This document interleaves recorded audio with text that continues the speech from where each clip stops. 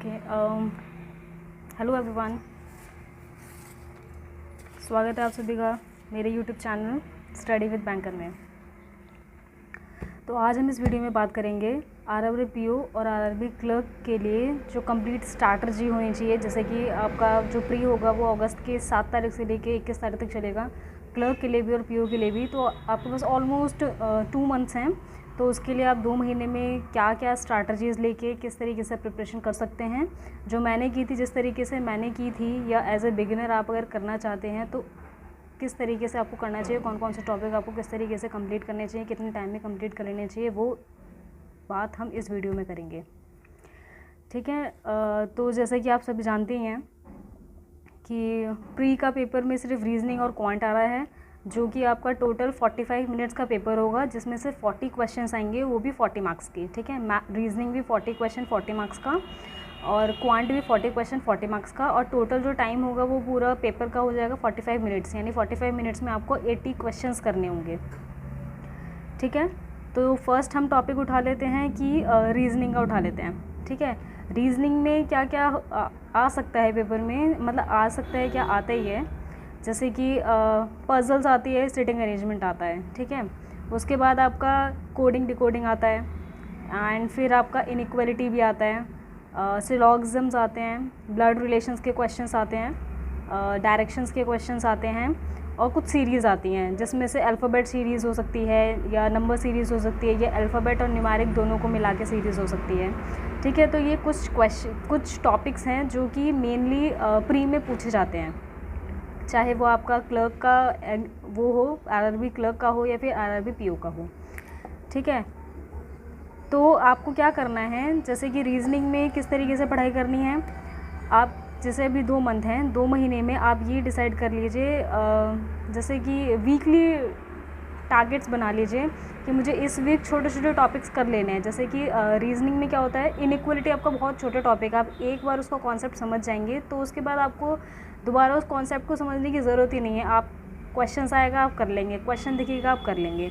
इसी तरीके से सिलॉग्स जो होते हैं वो भी काफ़ी इजी टॉपिक होता है, लेकिन उसमें कुछ क्या होता है, कुछ क्वेश्चंस ऐसे होते हैं जो कि थोड़ा टफ होते हैं, जो कि थोड़ा हाई लेवल के होते हैं। तो ये हो सकता है कि आपको 2-3 दिन लग जाए इसको करने के लिए, लेकिन सिंबोलिज्म भी बहुत आसान टॉपिक है।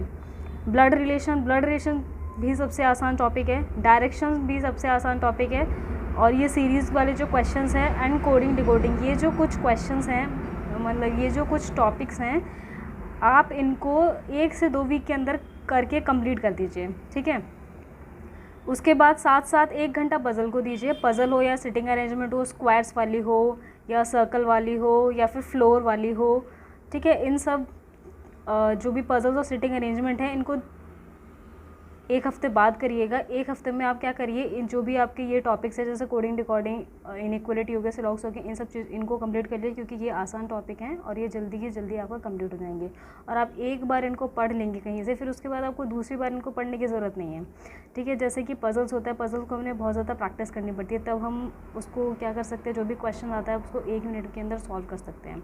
तो पज़ल्स के लिए जैसे आप 1 हफ्ते में इन सब टॉपिक्स को कर लेंगे, उसके बाद आप पज़ल्स को उठाइए, पज़ल्स करिए आप 1 घंटे 2 घंटे, जैसे मर्जी आप पज़ल्स करिए। आप पज़ल्स क्या कर सकते हैं, वीडियोस को देख देख के कर सकते हैं। अगर आपको क्वेश्चन है कि हमें क्वेश्चंस नहीं मिलते हैं, तो आप बहुत सारे वीडियोस हैं, अड्डा के ले लीजिए, महिंद्रा का ले लीजिए, और टेक्स्ट बुक का ले लीजिए। बहुत सारे ऐसे चैनल्स हैं जो कि पज़ल्स और सिटिंग अरेंजमेंट की वीडियोस कराते हैं। जैसे कि एक लेक्चर होता है जो फ्री ऑनलाइन या ऑफलाइन जो लाइव क्लासेस में होता है, मतलब जो भी आपको फ्री क्लासेस मिल जाएंगी यूट्यूब पे। ठीक है।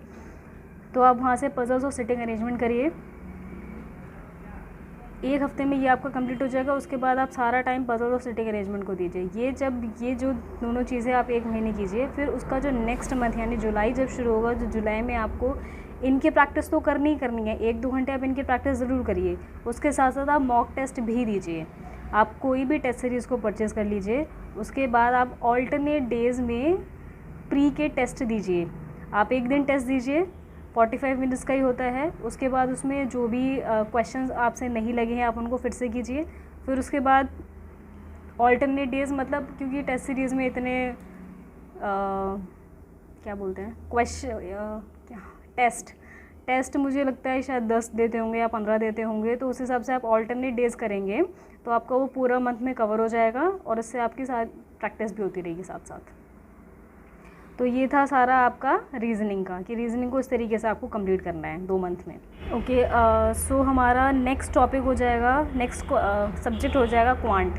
क्वांट के लिए क्या करना है, देखो डीआई तो सब में पूछी जाती है, चाहे वो आरआरबी पीओ का एग्ज़ाम होगा या फिर क्लर्क का एग्ज़ाम होगा, डीआई आपके सब में पूछी जाएगी। लेकिन ये होता है कि कुछ मार्क्स कम हो जाते हैं, जैसे डीआई आपको क्लर्क में थोड़ी कम पूछी जाएगी, थोड़े कम क्वेश्चन पूछे जाएंगे रिलेटेड टू डीआई, और पीओ में शायद 5 या 10 क्वेश्चन और एक्स्ट्रा पूछे जाएंगे।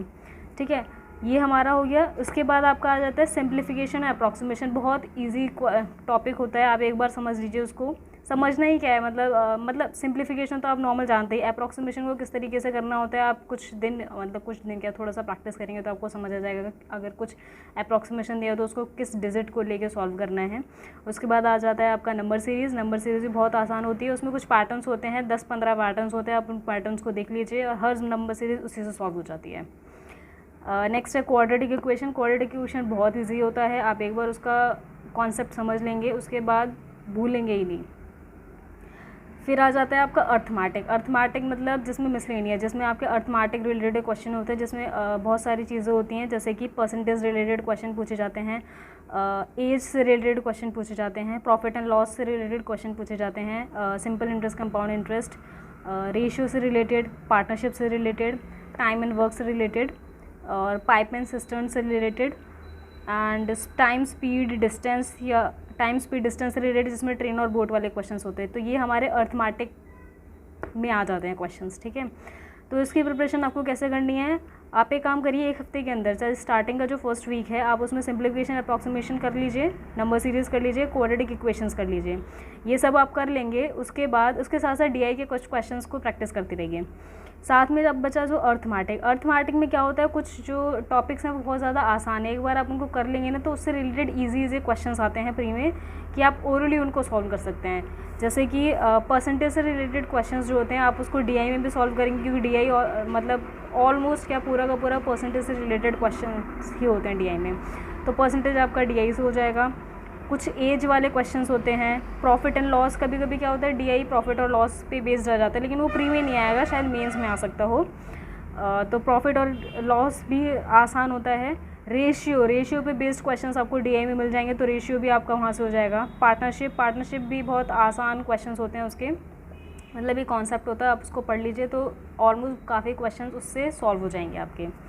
ठीक है, उसके बाद कुछ जो टॉपिक होते हैं जैसे कि टाइम एंड वर्क है या पाइप एंड सिस्टम्स है, टाइम डिस्टेंस स्पीड वाले जो क्वेश्चंस होते हैं वो थोड़ा टाइम टेकिंग हो जाता है, आप उसको टॉपिक को मतलब कॉन्सेप्ट को समझने में आपको टाइम लगेगा, लेकिन अगर आपके पास टाइम है तो आप उनको कर सकते हैं। बहुत इजी क्वेश्चंस को करिए, क्योंकि प्री में बहुत इजी क्वेश्चन आता है, हलवा क्वेश्चंस आते हैं एकदम, कि आप पढ़ो और ओरली भी सॉल्व कर सको, लेकिन उनको सॉल्व करने के लिए आपको बहुत ज़्यादा प्रैक्टिस करनी होगी, तभी आप एक बार क्वेश्चन को देख के उनको सॉल्व कर सकते हो।